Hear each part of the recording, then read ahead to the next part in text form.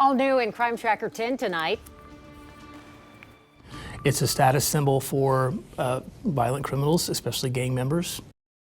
He is talking about guns in Ohio. 10 TV is taking a deeper look into the dangerous and illegal firearm trends. Experts tell us many criminals have one goal: making a weapon automatic, and the devices that are growing in use here in Columbus. 10 TV's Carly Dion spoke to ATF today. She's live tonight from Columbus Police Headquarters. What she learned about this trade.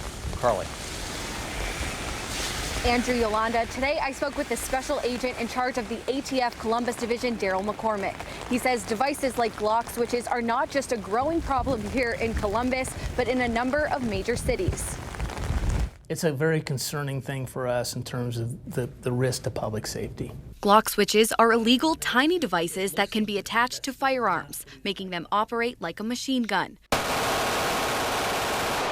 When in use, they increase the threat any firearm poses to the public. The firearm is less controllable, the number of rounds expended is much higher, so that creates the risk of innocent people getting hit by gunfire. McCormick says there's two primary ways criminals are gaining access to them: through the dark web from overseas and 3D printers. In 2021, the number of these devices recovered by Columbus police was 0.